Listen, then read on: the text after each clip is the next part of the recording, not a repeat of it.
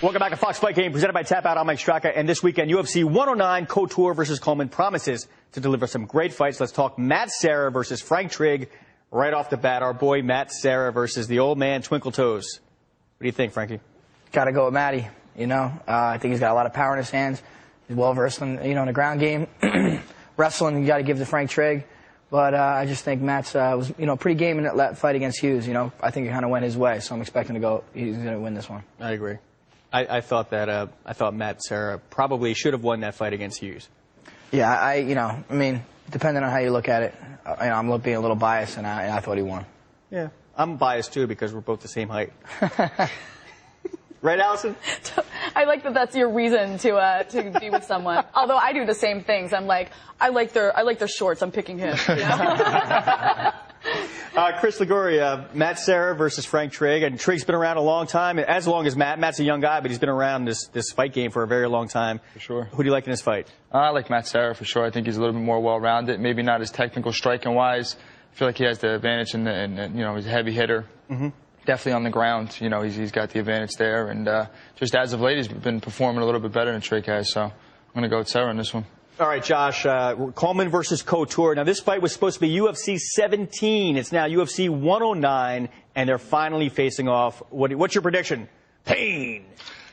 Yeah, Pain. I like Randy to win. I just think you look at where they are in their careers and what Coleman brings. If Coleman doesn't gas, he's got a shot maybe, but the question with him is always cardio. He swears he's in shape, but, we've heard it before. I think Randy has the antidote for him. Randy Couture is just a machine, isn't he? Frankie? Sure. He's like a science project, you know what I mean? He just baffles me how he can be that competitive at the age he's at. Well, and Allison, we talked about Herschel Walker being 47 years old.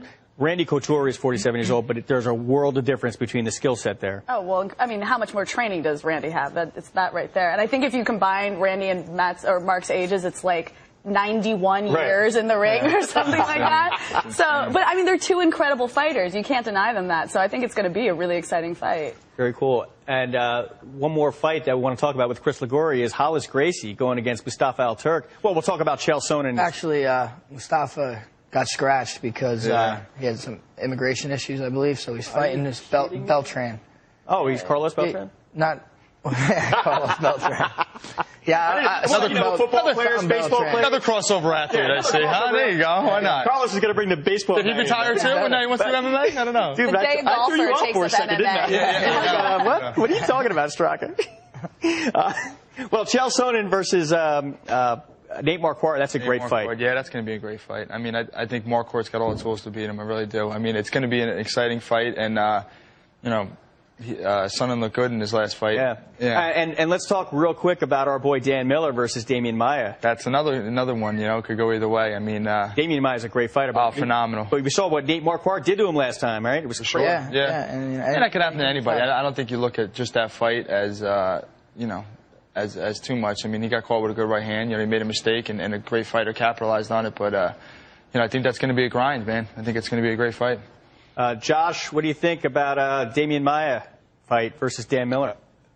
It's tremendous jiu-jitsu from Maia, and Miller likes to submit people as well. Maia is probably the better pedigree, the better jiu-jitsu fighter, and so I'm leaning in his direction. But it's a good fight. All right, Marquardt and Sonnen, that's going to be a great fight as well. What do you think?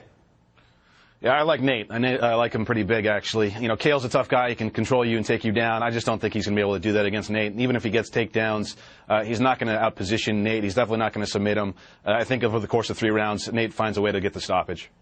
Hey, Allison, people are talking about Nate Marquardt going up against none other than Anderson Silva if he wins. That's a tough fight, isn't it? Definitely, although I'm definitely a Marquardt fan. I just think he's really exciting to watch. He definitely is, but I don't know, Silva... That'll be one that I got to see, definitely. I didn't know that Attack of the Show had an MMA expert. I had no clue. We do. Both Blair Herter and Blair Butler are incredible MMA fanatics, and they literally approached the producers and were like, we want to do an MMA spot on the show. And they gave them a shot, and they did a great job with it, and now it's a regular bit. And it's become one of the few sports that we cover on our show. In fact, I saw, and Frankie, Samir Sadala is going to be on Attack of the Show today, talking UFC 109. Cool. You should do that show. Yeah. Get Frankie. You know who Frank Yeager's fighting next, right?